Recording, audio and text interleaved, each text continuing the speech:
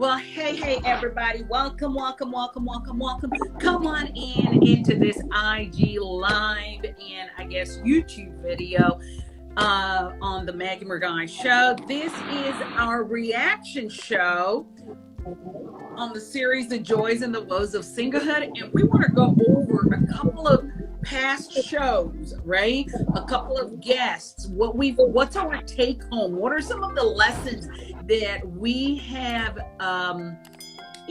learned, what are some of the things that we have had to unlearn and relearn. What are some what are our thoughts, or some things that do we have some things that we disagree with maybe even a previous guest? Do you feel like whatever your stand is, we want to hear from you, and that's what this show is about. We are having a reaction show, and if I got it right here, we are going over our show situationships. You remember that one? Age difference, love, finding love on social media. 10 questions that you must be asking. And of course, the one that was like, everybody was like, what? Does that even happen? Arranged marriage. Yeah, we gotta go there. And then of course, interracial couple and anything else that we may decide or touch on if time permits. Okay, so people of God, enjoy the ride. And like we said, we really want to hear your feedback. We want to know what was your take home? What did you learn from these shows, or even the guests that we've had on here? So to kick us off, I'm just going to throw it over to my contributors and see what they have to say, and find out what's the one show for you where Adam or Minister Israel, just jump in, any one of y'all, and where'd you want to start on this reaction show? Okay, I'll go first. Yeah. I'll say age difference. Age difference. Yeah. That was your that was your show. That was my show. That was my show. Because before I came on, I was the type of person that used to say that I don't think I can date someone maybe 4 years older than I am. Yeah. Or or maybe 3 years younger. But that show actually just opened my perspective. Okay. And I think ever since then there's been a change. Like, I'm just like, age is just a number. Yeah. What really matters is the depth that the person has inside. And I think that show just, yeah, it was so enlightening. That was the show for me, honestly. Wow. Yeah. Wow. So Adam, you were one of those people that really feels that you've got to marry somebody like just your age mate. Nothing, not much older, or heck, even younger for that case. No, I can do younger, but 2 years younger. We are still in the same age gap. Right. You understand? Right. But I just always thought that guys that are like 6-7 years older than you, they will want to have that. They will want to have that age thing when it comes to you. Like, I'm older. Like, you understand? They want to just put it in your face that they are older. And I just did not want to get myself in that mix up when I don't know what to call my husband. I can't call my husband baby. You understand? You just go. And it will just go with it. I don't want to have those conversations where it's going to be like, no, during our own time, this was disrespectful. I just did not want to have that. You understand? That struggle. So I just put that gap there. But I think we were having that conversation, and I just realized that a lot of people are re-educating themselves. Yeah. And because it's old, that doesn't mean that it's going to be dominating. If it's dominating, that means that it's a self problem, not the age problem. Come on. I think that self problem and not an age problem. Minister Israel, what are your thoughts? Because you schooled us on the guy's perspective where age difference is concerned, right? Because we were over here about, well, I don't know. I mean, would the guy be comfortable with an older woman? Jump in, sir. That was a show and a half. Oh yeah. All right. So for me, my key takeaway was actually the fact that age is a number, and one job is to be teachable, right? So if you're teachable, you get to know that really, you're marrying somebody. You're not marrying their age. You are marrying their personality. So Right. we have people that are actually older. They are older. We have Yeah. 40-year-old men, and we have Mm. a 50-year-old man. So the Right, difference right, not it's not their age, is their capacity, just like what said. So we need to know people. We need to know people based on who they are, not yeah, their age, right? Not just by their age. Age is fine, right? We usually say that we should not bridge the generation gap. So if you're marrying somebody that is older or younger, make sure that it's Yeah. in a specific range. Don't go too far. Don't go too minimal, because really Gen Z and the Z millennial now, there is going to be clash of priorities. You understand, right? But then for me, I always believe that age is a number, and when we have that conversation, it's just a right. conversation. It just lets me know that we need to marry or go with people based on who they are, not really about their age Yeah. or numerical factor. Right, right, Yeah. right. Very true. I Very mean, true. for me, I've always been one of those people that believe that, as long as there's that consent from both parties, hey, it's fine. But like you, Adam, I wasn't so much sold on the idea of, actually, no, more of you, Minister Israel. There's a need to allow, as long as the individual that's in a consenting relationship, whether younger or older, it's important for that individual to have come into their own. Into their own. Mm. And what I mean by that is, for example, I remember giving this example at the show back in whenever we did it about 2 months ago. And I said, fair enough, a 20-year-old or a 21-year-old may be trying to get together with a guy that's even 20 years older than her, right? Mm. At that time, at the age of 20, with a 40-year-old, while she may be consenting and it's like, okay, hey, it's your life sort of thing, I really feel that it wouldn't work because she's still, or he is still discovering himself at that age. Mm. Now, if that was 10 years later, so the individual is now 30 and the person they're getting together with is now 50, I can see that happening. Like, that can be really a good match because the younger person has had time to come into their own. They come into their, who they are. They've discovered themselves. They know what they're after in life and that sort of thing. But if they're too young, even though they are consenting, I think there might be just really wide gaps there. And that person the younger individual might feel like they're just being Pressured. yeah, Pressure. they're being pressured, or they are they're almost being controlled, Controlled. right? I understand what you're saying. Yeah, Yes. yeah. So Yes. there's Yes. that thing where, Okay. when we talk about age difference. But another thing I have to say that we clearly noted is age difference has a lot to do with culture. Age difference has a Yeah. lot to do with culture because With culture. yeah, because you remember when we first had before we even had the guests, Pastor Brian and Vanessa Richardson, we did our own panel discussion and we looked at how in Africa, and when we say Africa, we're not just trying to say West Africa or whatever, we're just saying all of Africa.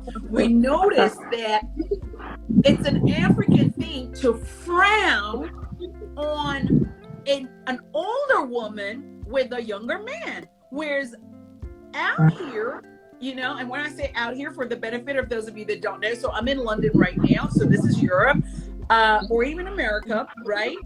It's not a big deal, right? And then we saw the life of the French president, right?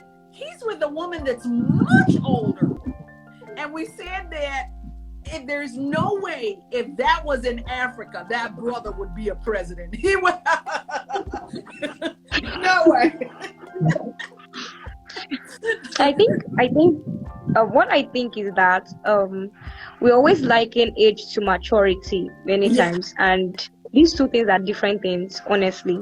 Someone can be 23 and can be so mature Yeah. because of what they allow their mind to actually interact with.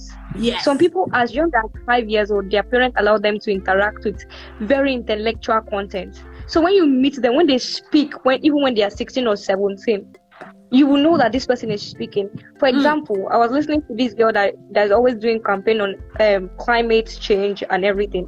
And I was just listening to the young girl think, how old is she? And I'm just like, my God. It's because of what she's interacting with already.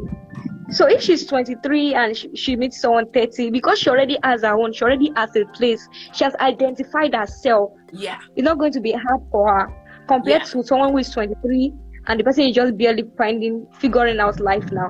Right. So I think that sometimes we just used to liken age to maturity, which is not necessarily true.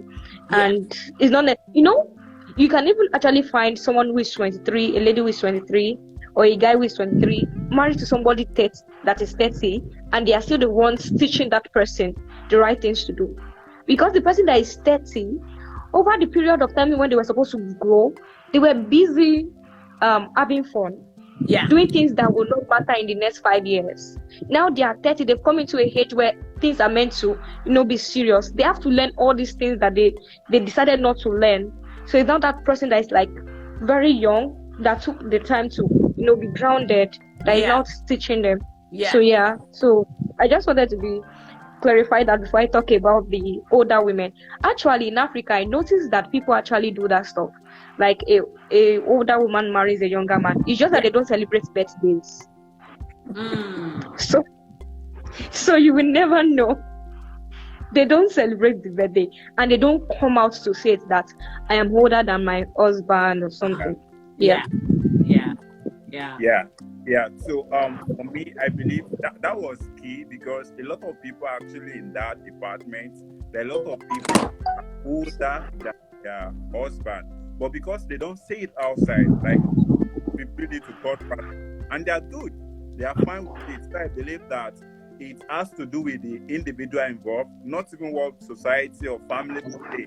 It has to do with the intending couples. If they are good, they are fine with it. It's okay, really. Yes. Okay. I think another thing is the family, Sha. There are some families where you just have to hide these things from them. You just have to hide it. Because, I know that in Africa, we used to have these issues with mother-in-laws here and there and everything, right?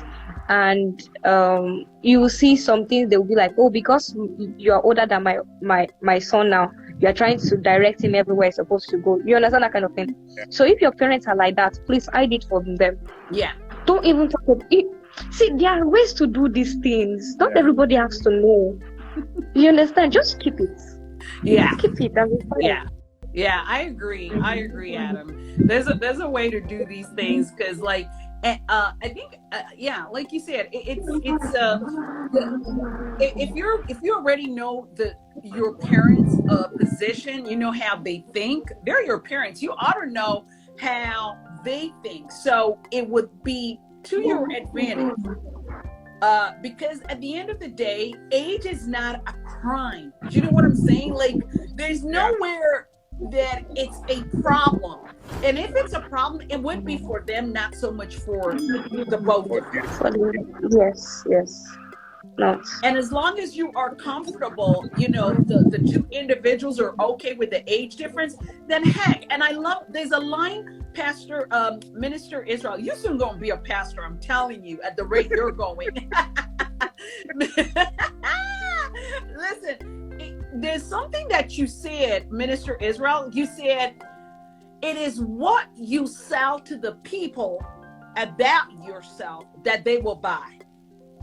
So if you're the kind of person that you are uncomfortable because you are with a younger guy, or you are with a much older man and that sort of thing, then at the end of the day, It's what you give out to them, those vibes. That's exactly how they're going to work with you.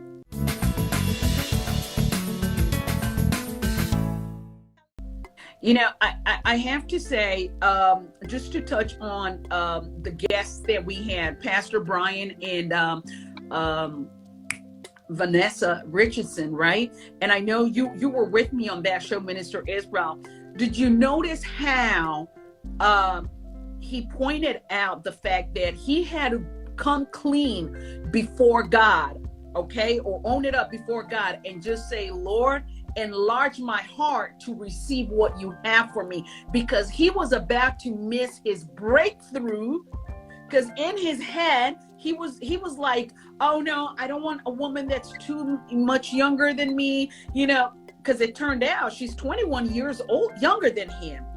Yeah. And he was like, yeah, but that was the miracle that God had for him, and he could have missed that based on his own do I say his do I want to call it narrow-mindedness or what? Like, just you, yeah, he was like, oh no, God, you've got to, and isn't that the one thing that we do even with other areas of our lives, that we can block God because we want him to come only within this little, you know, we just carve out this space for God, this frame. But then it turned out that this woman, you know, she was what God had for him.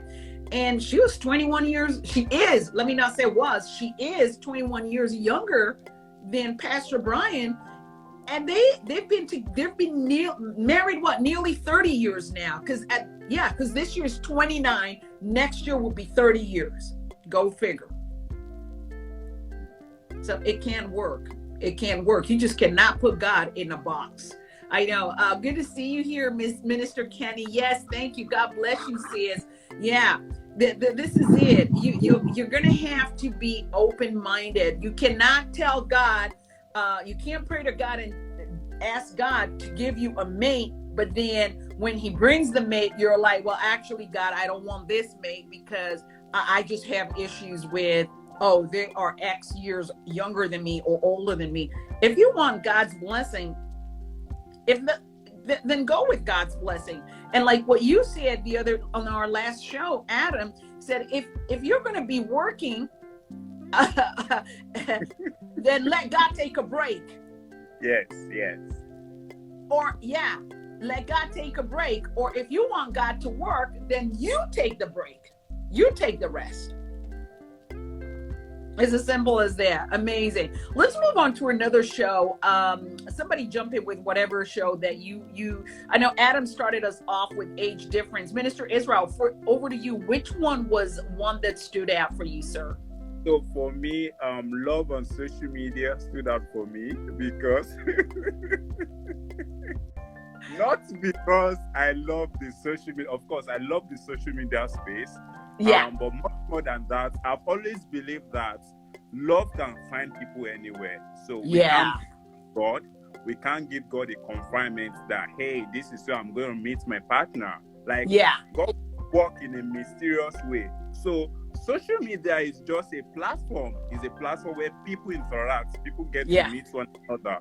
So absolutely. There is possibility there. And when we unravel that whole conversation, like, it's like I was excited because social media is just a platform. A lot of transaction, a lot of money. People transfer money. People do a lot of things online. So marriage is a big deal. It's a big deal that really can happen. And obviously, I've seen testimonies. I've seen people that share their stories. So when we had those guests on that show, I was impressed when sharing their stories, how the whole thing started.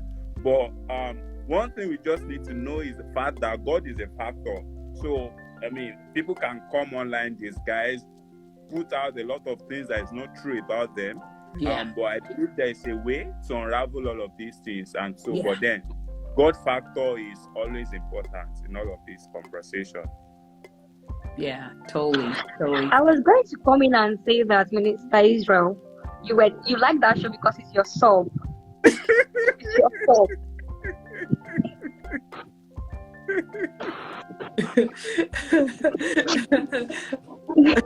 Okay, I think on that show, I really like the patience that was just, the guy most especially displayed patience, and I Yeah. think that when we're talking about Yeah. Christians, we don't have patience nowadays. We want everything fast, quick, immediately. God, Mm. Jesus, you have told me that Yeah. she's the one. Make it to come to pass. Hasten your words to perform it. That's Mm. why we start praying that prayer. Yeah. Hasten your word. And sometimes God just is telling you, go and sit down and rest. When Hey. you rest, I'll make it happen. Yeah. You know, just go and start like a platonic relationship. Go and Mm. start something platonic. Don't start I like you, I like you. Wait, start something platonic first. Yeah. You understand what I'm trying to say? And God Yeah. is just waiting. And but then we are like, no, Jesus, you have spoken it. And sometimes I think it would really pay us to actually hear God and hear God. Yeah. Hear what He's saying and hear what He's not saying. Like when I said hear what He's not saying, hear is silence. Because Mhm. during those moments when we pray those prayers, He is silent. And His silence means something to you. His silence is not go ahead. His Mhm. silence is tarry. Tarry. Yeah. Tarry Yeah. means wait. Wait. Wait. Yeah. And some of us will say, oh, so God, you're silent. I'll go see for myself. You understand? And it's Yeah. not. And I at the end of know the day, that girl. at the end of the day, it burns us. Then we now come back to God and be like, but Jesus, you said it. And He's telling you that was not the right timing. Should have waited for the right time. Right. The right time. Have you heard of people who date like when they are teenagers and they break up, and then when they get like older, they get married again? That's because when they first started, the timing was not right. Right. And God is like, you guys are going to mess up what is going on right now. So He decided to break them up and then bring them together at the right time for the Yeah. purpose of what He had for them. Yeah. God is purpose conscious. God is just not lovey-dovey conscious. Not Yeah. God is all Yeah. that. God is shocking. God is like, focus, pay attention. There is purpose. You guys have to achieve something. You understand? And Yeah. I think that is very important for us to have that in view and have that at the back of our mind. If God is saying this is the person, ask God, should I go ahead? Should I go? Yeah. Then don't be like David. David went to inquire of God, and until God told him, pursue, he did not go. Yes. Is it that he did not? Yeah, people might be saying that maybe because he did not have enough man. David was a strong man of war. Yeah. Yeah. You understand? He was. David was a strong man of war. Yeah. Have you read about David? David was mighty when it comes to fighting. Right. So he just decided to wait. And when God said pursue, he went. Yeah. He Yeah. went. Yeah. So let's just bend our culture to wait. And when God says pursue, then we go. Amen. Yeah. For me, the couple obviously we're referring to is Minister Emmanuel and Rosalind Anointed. He was just such a perfect example of what it is to possessing your promise with patience. Right? And I love the way he did not go and yes, he heard God, and he even, you know what, with his patience, he was able to confirm, double check with God that he truly had heard God, because he didn't go over to the young woman's because she was in a relationship, right? He didn't go over there and be like, oh, you need to break this relationship up. Do you know God said you're my wife? Yada, yada, yada, yada. No. He was just like, Lord, you have said it. I'm just going to be back here in the background praying this thing through. I'm going to just pray this thing through and let you bring it to pass. And he says, I think from start to finish, from the moment he heard God to the moment they got married, it was a 4-year journey. 4 years. But that's what we don't have, like you said, in this generation. We are so quick. We are so quick. We all about okay, I want it quick. I want it now. You know, it's got to be like a quick turnaround. But no. I think a lot of us do not understand the idea of good foundation. Having a good foundation for your relationship. Yeah. So you want the beginning of your relationship to be spoiling another person's relationship. Someone else will spoil your own relationship. Come on. Don't do it. Yeah. You understand? Foundations are very important. Even the Bible says that if the foundation be destroyed, what can a righteous person do? Yeah. I know that we can pray, but for the Bible to have, the Bible even put big question mark. It means that foundations are important. So you really want to have a clear head when you are doing something. And please don't join those people that used to use spirituality, or I don't know what to say. They want to use spirituality to look to bamboozle people and be like, I knew that she was my wife, and then she was in a relationship, but I still went to told her. You know, come on. That's just immaturity. You're just immature. That's what you are. You are so immature right at that moment. Like, don't even know. Don't. Just because you're a Christian and you're hearing God does not mean that you should go. What if that other person also had God before going into that relationship that they are in right now? So you want to. God is not an author of confusion. Hello. He is not. And don't say it's because you are very spiritual that you are hearing right. Please, everybody is hearing. Calm down. Yeah. The person might have had wrong, maybe had a self or anything, but please calm down. Don't. Amen. Let me just. Yeah. That's on point. Minister Israel, you want to add anything, or can we move on to another? I just want people to know that when it comes to patience, right, we need to learn from biblical examples. And for me, Abraham was a bestseller for me in the Bible. When God promised Abraham, when God promised him a child, it takes years. And Abraham keeps trusting on God. He keeps trusting on God that God will fulfill his promise, right? So if God told you that this person is going to be your wife or your husband, there will be some processes, right? So it's not going to be instant. So when as a matter of fact, when we hear from God, we should be able to evaluate it, right? Should we pursue? Is it something we should process? Most times you need to process it. And for you to process a data, it means you need to get enough of information. It's when you have enough information, you process it, then you now get an output. Yeah. When we hear from God, we hear from God raw. It's raw information that we usually hear from God. But it's our responsibility to process those words, get full interpretation, extract wisdom from it. When you extract the wisdom, you have facts, you have something to work with. But most times, when God tells you something, it doesn't mean that it's going to happen at that time, at that particular season. You just need to wait. Just wait. It's still the same thing that Atom said. You need to tarry. Tarry in the presence of God. Know timing, know when to go, know when to stay, know when to even pull off completely. Yeah. When God promised the Israelites Jericho, right? They did not get there in one day. Yeah.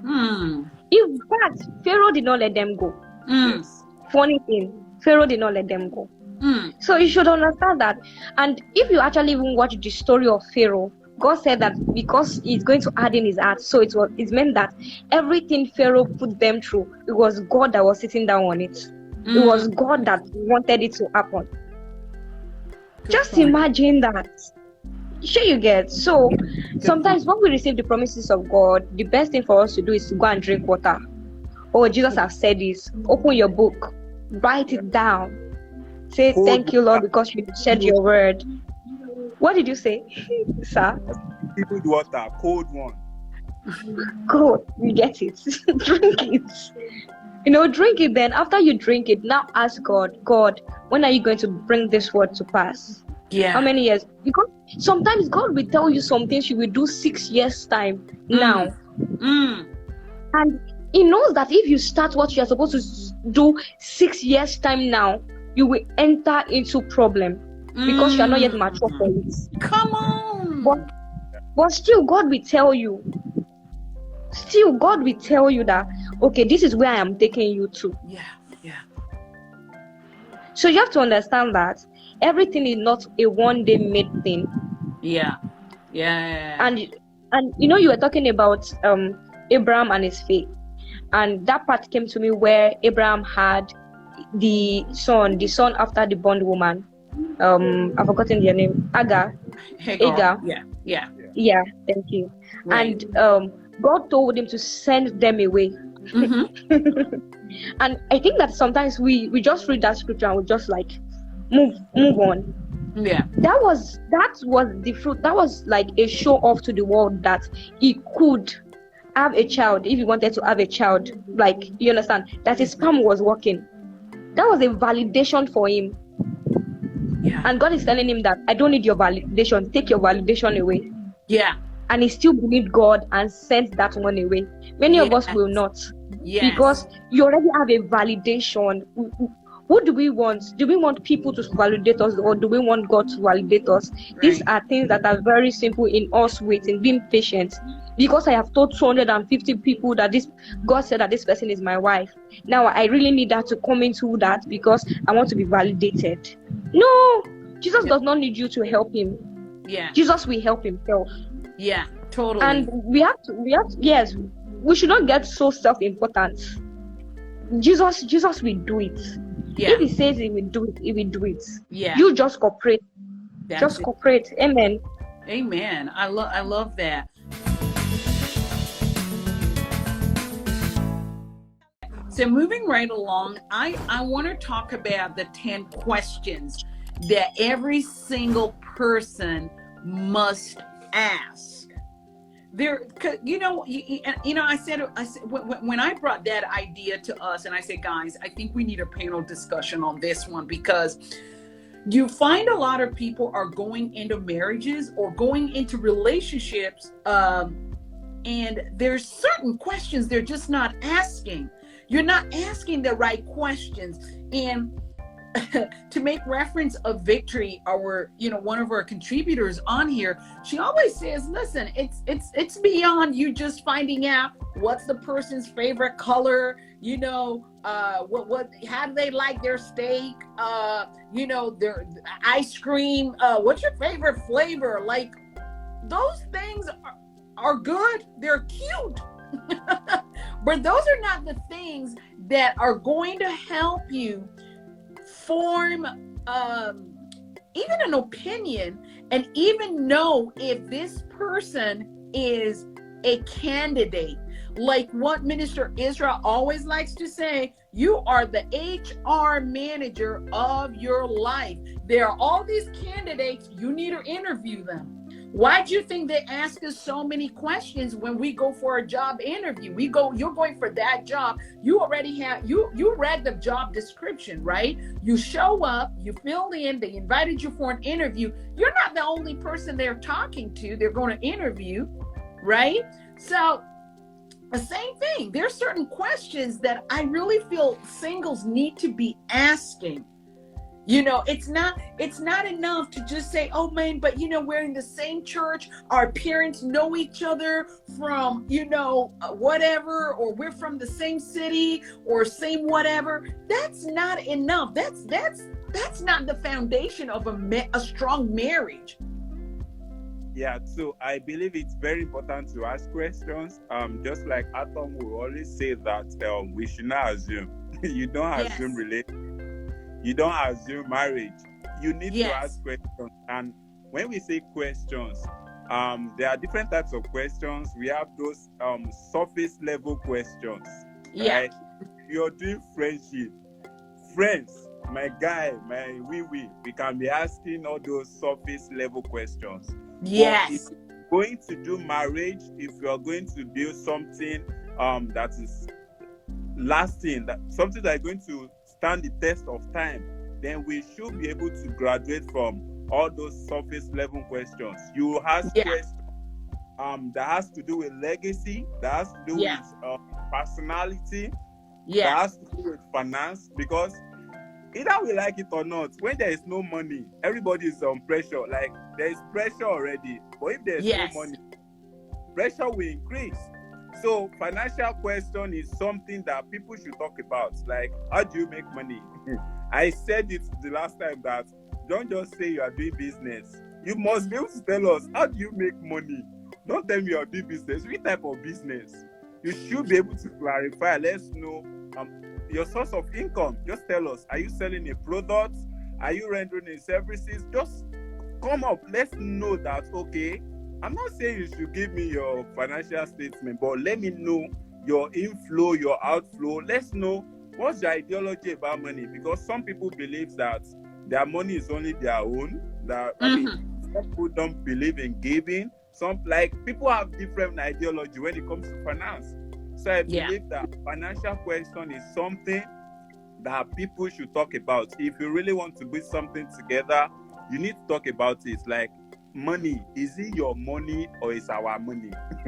You should be able to clarify that, because some people tell you, it's not our money, it's my money. Like, my money, your own is our own, but my own is exclusive. And so I believe people will be able to get clarity and talk about all of that. I think that there's a lot of things to actually talk about, not only money. Because, I've been following this secret place woman, and what she does is that she posts questions from a DM on Instagram, and I'm shocked about the mindset that people have.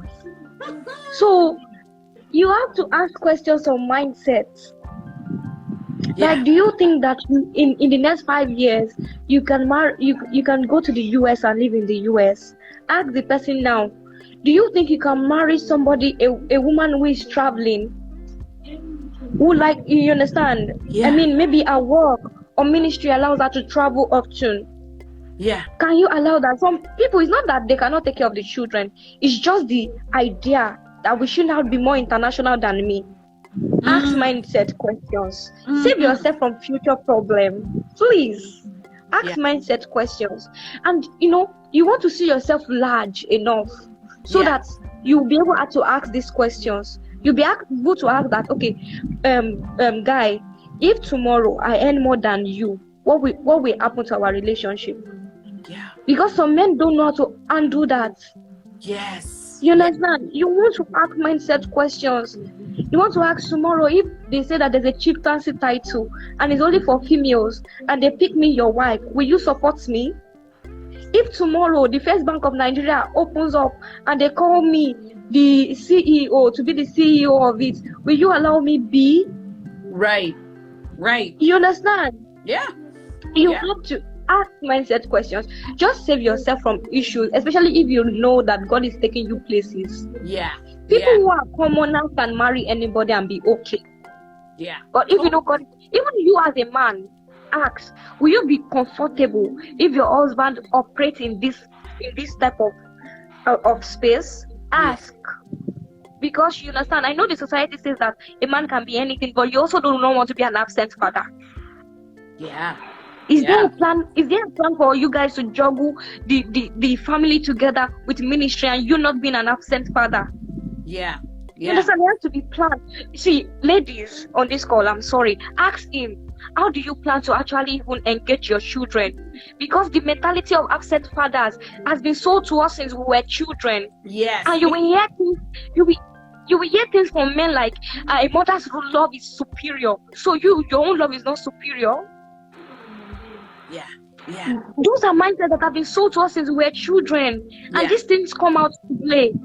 They come out to play. You please, let's ask mindset questions. Amen. Amen to that. And I'm so glad because Adam, we did go into great depth on these questions. We talked about the family unit. Ask about the family unit. What is your vision for this family? We talked about how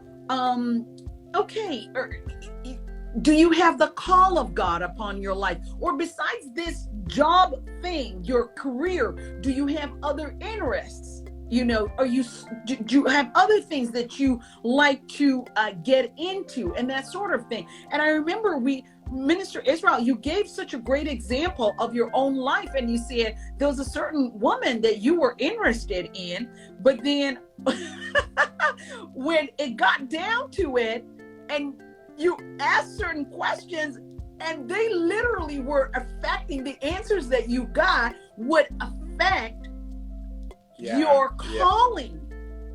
Yeah. Yeah. And you had to walk away from that relationship. Yeah. And so this is the mistake singles make. They'll be like, okay, no, that's okay. I'll just marry her. And then when we get married, I'll convince her. No, you're not. You're already going in separate directions right from the get-go. Right from the get-go. So, and then these are the same people who start looking for pastors, prayer warriors, intercessors to come and help them pray for something that did not need prayer. Yeah. Okay? It did not need prayer, you know, and I'm sorry. I used to see this often when I pastored, and I said, listen, you're not going to turn me into your personal prayer warrior. That's foolishness. I'm not going to do that. You knew full well.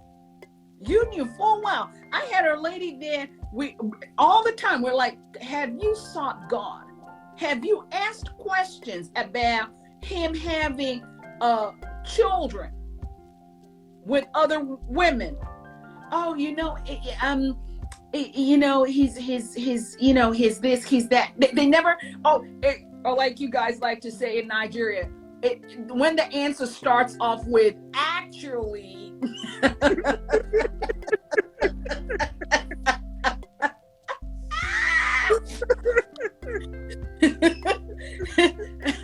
Actually, no. Okay, if it's actually, just run for your life. Okay, start running for your life. And then get this, people of God, 3 or 4 months into the marriage, she's like, well, I didn't know that he had 2 other children from previous relationships. I'm like, but didn't we say pray? Now what you want us to do? Start praying what? The children should die?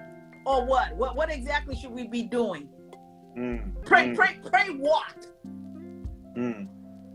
You understand what I'm saying? So singles, listen, quit being so desperate. If you ask the right questions and you get an answer that you know it's going to be a problem into that marriage, you better start walking away.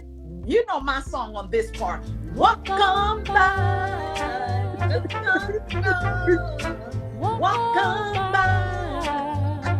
Listen, like they like to say, there is plenty of fish in the sea. Amen to that. Let me read a comment from Minister Kenny. She goes, yeah, she's agreeing. She goes, ask questions beyond the surface level. Ask questions like, what is the plan for our marriage? Why are we even getting married? Why do we think we are good together for marriage? Isn't that what we're saying? This is it, people of God. Questions. Ask the right questions. You know, and guess what?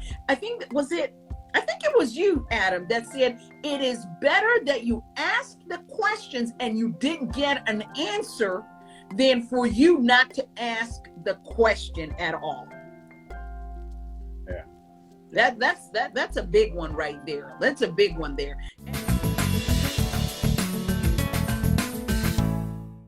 Anyway, guys, let's move on to the arranged marriage situation.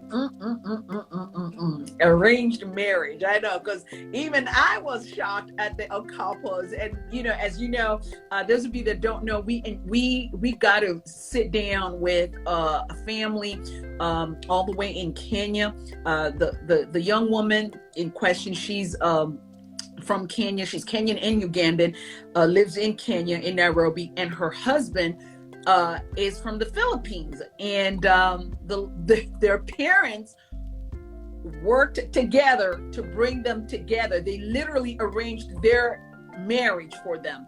However, it's not just them arranging it like that. It was an arrangement from the spirit realm. It wasn't just, I think she's cute, he's cute, let's bring our kids together. It was far from that. Because from what I understood with the guy's family, that was a pattern. The parents of the man were, they literally, I think they said was it 12 children in the entire family? They have 12 children, and each one of them is in an arranged marriage. And their marriages are solid and still standing in God. What was the secret? These parents were literally praying and seeking God constantly on their children's behalf, seeking God. Obviously, they would say, this is who we're thinking. It's not like it was a forced marriage, but they most certainly arranged their marriages. What were your thoughts on that, Adam? I know you missed the live, but I know you caught up a little bit on the you caught up on it on at a later date. What were your thoughts? When God is in something, everything will be set. So actually, when you go and check on Google, like which marriage actually lasts long, they actually said arranged marriages actually last longer. What? Yeah. Yes, you can check if you're with an extra phone. Yes. I'm checking now. I'm going on Google. Yes. Keep talking. Yeah. So that can also play a factor. See, when it comes to arranged marriages, I am not a fan because I believe in some other things like you have to meet this person. I have to meet this person. I have to, you understand? I have to see with my eyes and be sure with my heart that he is the one for me. I'm not going to actually live my life based on somebody's faith.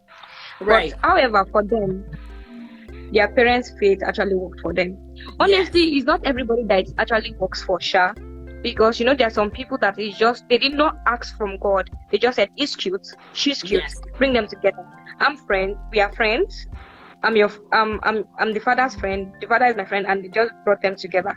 No, but this one because God has a hand in it. See, anything God has a hand in, I'm always in full support of it because if it is God, it is God. You understand? If it is God, it is God. And you cannot box God. Once it is God that is saying it, that go into this, it is God. Absolutely. You know, and God does perfect things. That's all I think I want to say about them, honestly.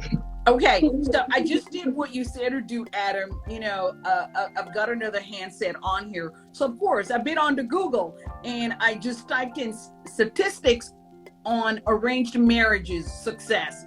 This is what Google brought up for me. It says the divorce rate of arranged marriages is less than 4% versus 40% of marriages in the U.S. where partners choose who they marry on their own free will. Lord. Arranged marriages are far from a new concept. They are still practiced in certain parts of the world. Yeah, which we know it's true. You know, I remember when I posted the post on that to say, hey guys, have you heard? We are having a couple in this modern day, whatever life, that they are, you know, in an arranged marriage, and it's not India, it's not maybe the Middle East or whatever. I was like, look, this is like in a regular country like Kenya and the Philippines. And I know a couple of people were jumped on that show and they were like, what? But I had a guy that we were at London School of Theology together, and he's from Pakistan. He was like, Maggie, what's the big deal? My parents got married on an arranged marriage. They're still happily married today. So I was like, wait, are you going to get married? Because now he's living in America. He's somewhere in Florida. So I was like, are you going to get, while you're in the States now, are you going to get married, like an arranged marriage like your parents? He said, well, I don't know. We'll just see. But if it happens, I'm not going to oppose it. I was like, whoa. However, I would like to talk about, you see this divorce rate of 18, we have to be very careful. Because they are not divorced does not mean that they are happy. Happy, true. Two different things. Yeah. You see, in divorce marriages, there's more like a family honor attached to it. Yeah. So both parties have to do, you understand, they have to stay fixed. Yes. So like unlike in the free will, where people can decide like, I'm not happy and I just want to cut away, you understand? Yes. People can't do that easily with arranged marriages. So that does not lead to success, because if we are talking about success with less divorce rates, then that's not really the bigger picture. I don't know if Right. I'm Sure. communicating. Yeah, You yeah, understand? yeah. The picture of marriage is that it should be enjoyed. It should, give purpose. The two people that are in it should be happy, full of joy, and everything. So it might not necessarily be that. Yeah. Yeah. Yeah. Yeah. Yeah. Yeah. Yeah. Absolutely. I think this is the patience thing, and I don't know. Anyway, Minister Israel, let me let you say what you wanted to say, sir. Go jump on it. Go ahead, sir. Yeah, so I did not know that exists before. Well, I'll be hearing that people can suggest who to marry. So before now, maybe some families, by the time they know a lady that has a good character, is doing very well, they can vouch for. Yeah. Right? So people like that, they can suggest for a young man. But it's rare. I'm not sure it's very popular in this side of the country. So, Yeah. but then I saw that there was an arranged marriage. I was expectant. I wanted to know, okay, what would they tell us?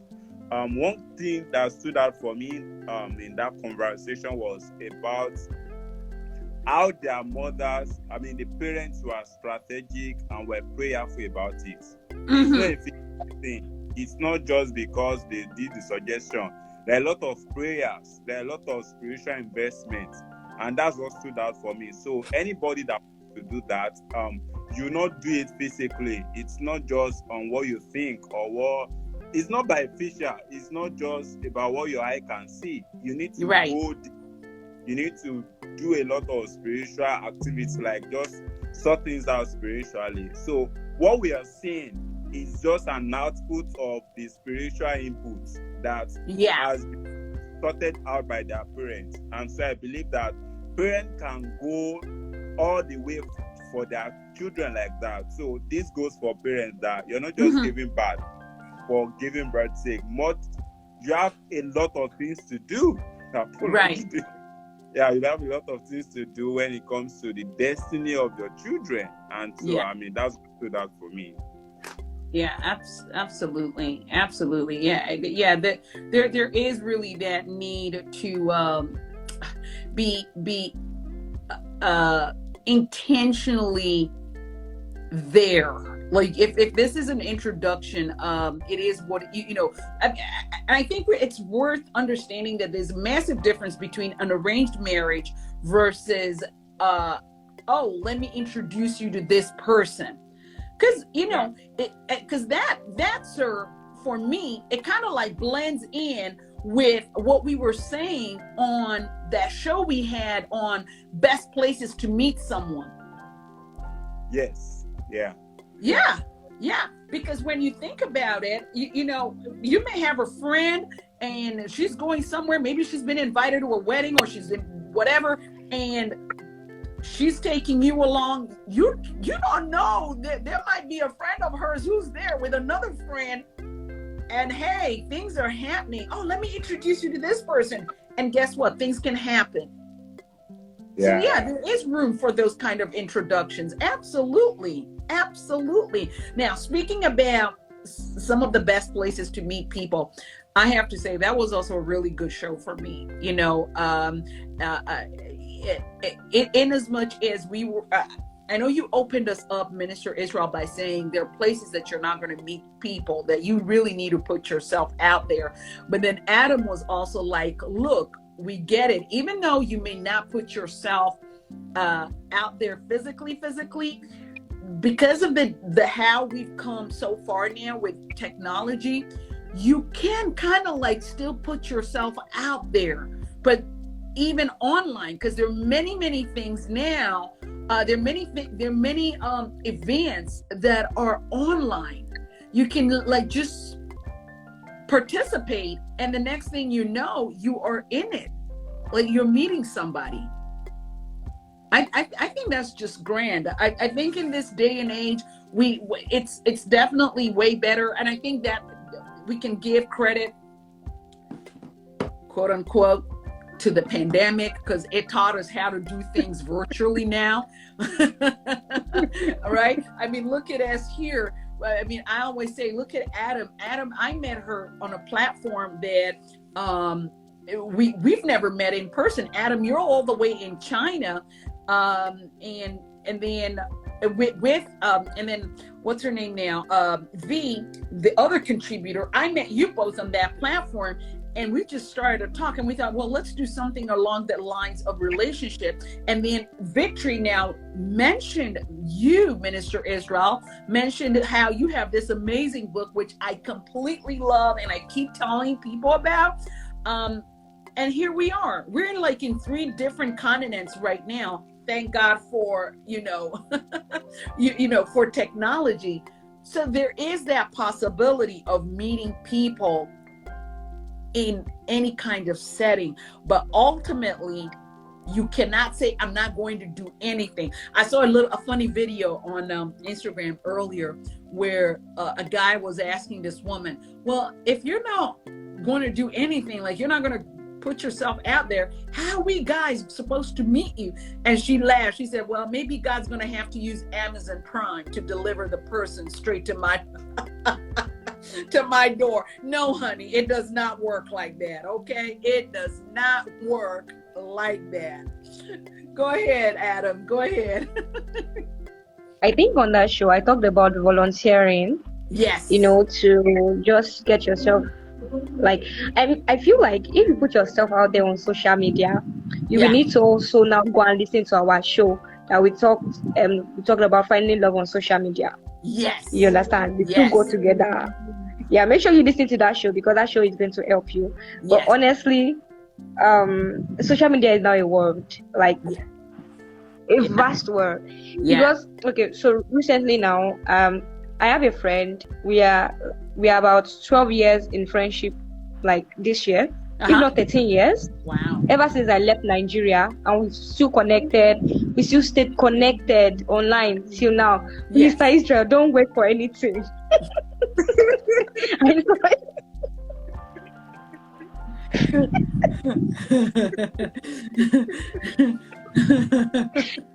was going to talk about, he introduced me to a work recently, and I'm just doing that work with, you understand, I'm in China, and the person I'm doing this work with goes almost everywhere. The person is a missionary, so the person is in Togo, Sierra Leone, and I'm still communicating with the person.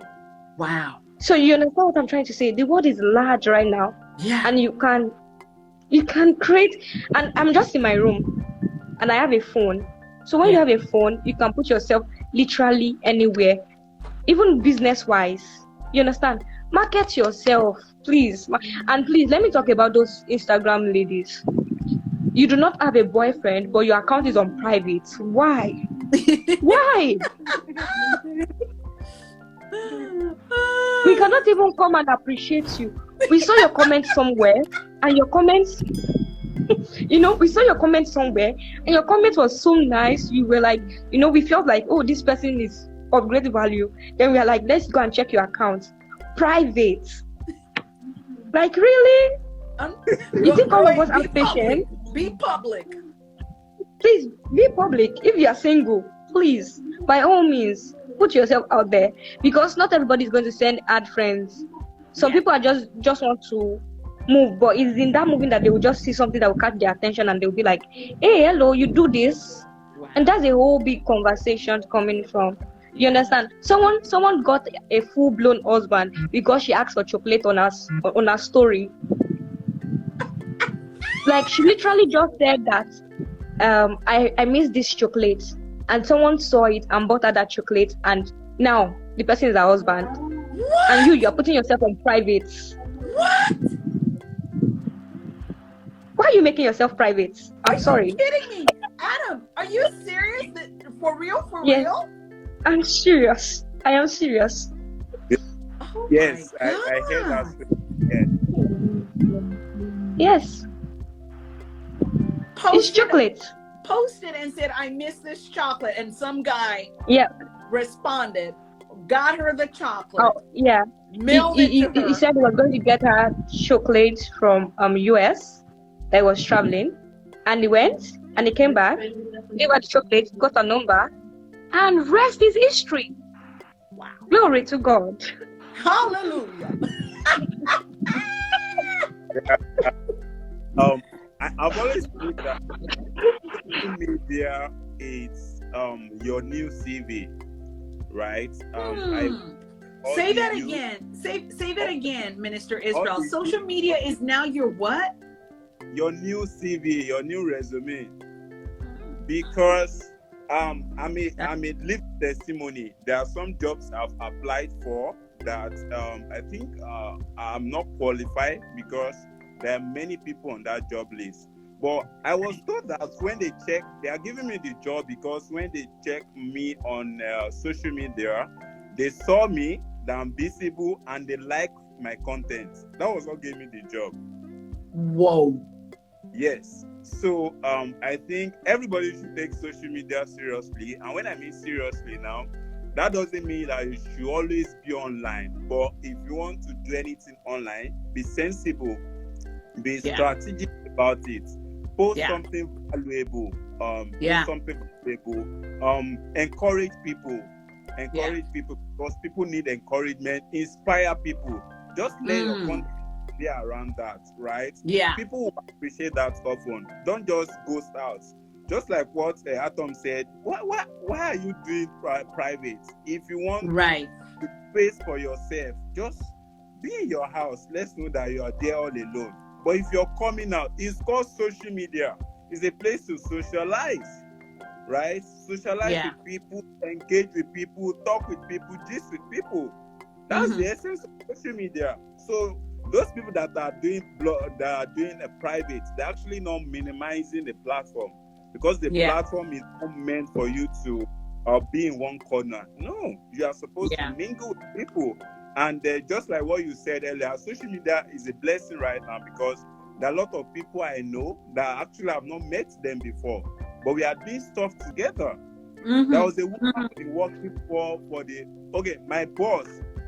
I've been working with my boss for the past 3 years now. Right. And the last time I saw her was 2019 when she left Nigeria. But now we're working together. We're working together. We are doing we communicate almost every day. She asks me to do this, I will deliver. She asks me to do that, I will deliver. How are we doing this? It's through social media. There are a lot of connections, a lot of people have done through it. Social media. So I think people should go and revamp their wall. Go and revamp your social media platform, right? Just go and build it again. If all your is your back is, just get sense, upgrade, go and revamp it. A lot of and I would like to talk to Nigerians on this one. Okay. See, memes will be the end of many of us. We have a couple of them listening. Go ahead. We have a couple of them listening right now on the Insta Live. Go ahead. It's memes that is going to be the end of many of us.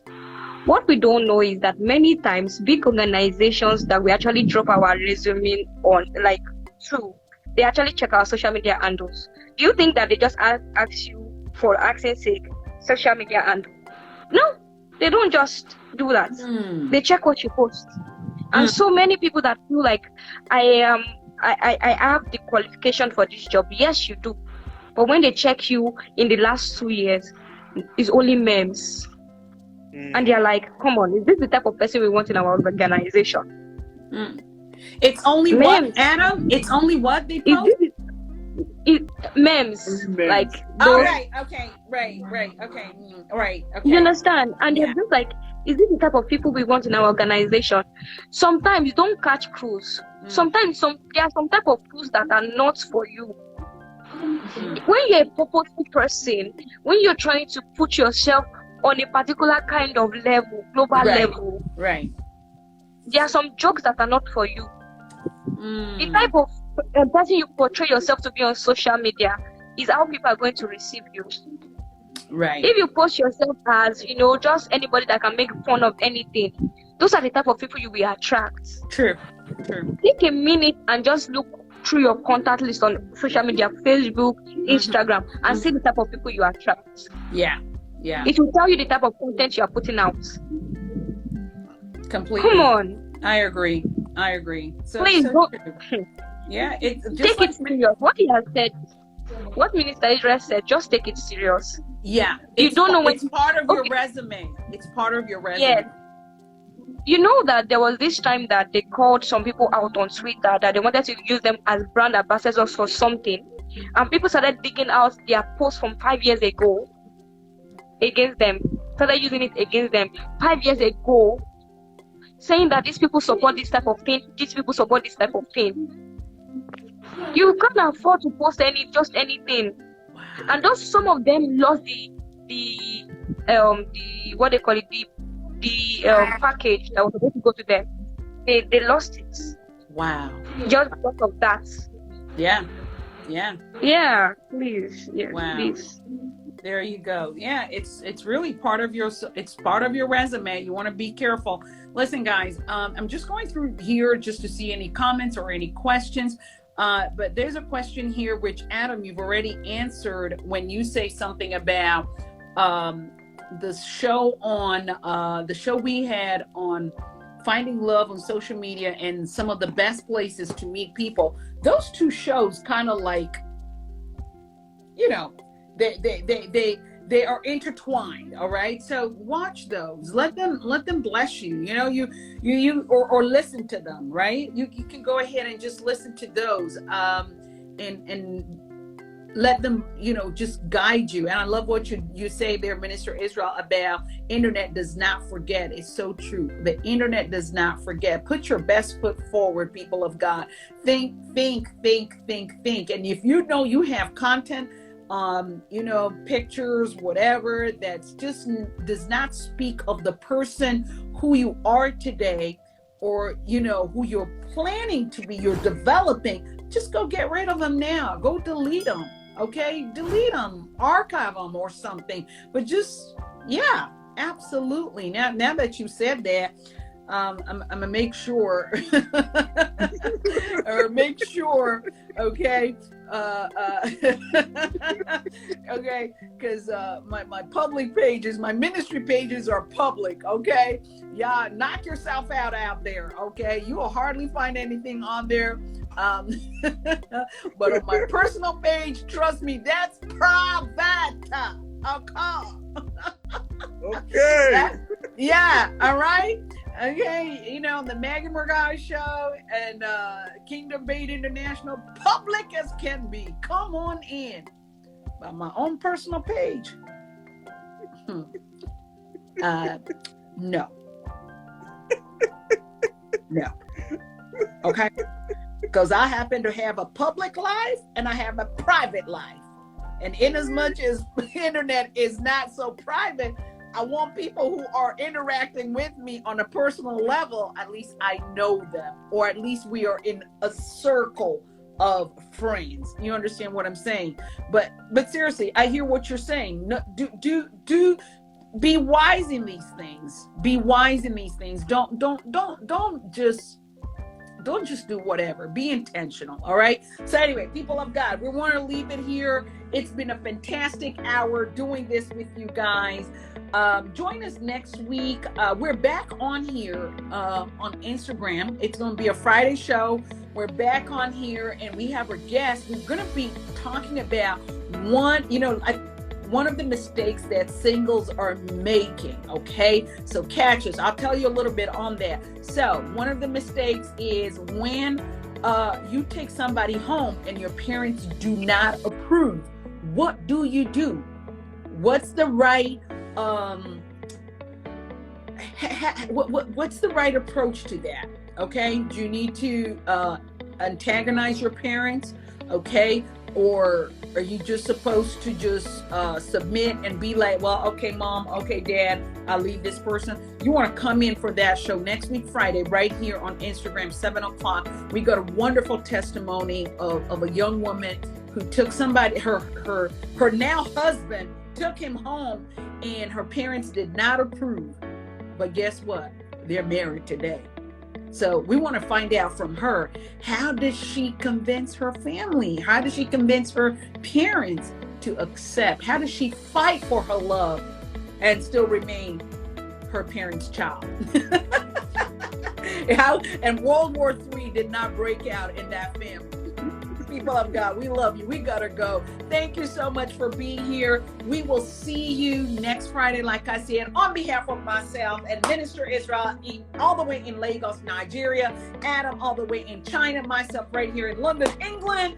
Goodbye, everybody. We love you. Good night. We will see you, like I said, next Friday. God bless y'all. Bye now, everybody. Bye. Bye.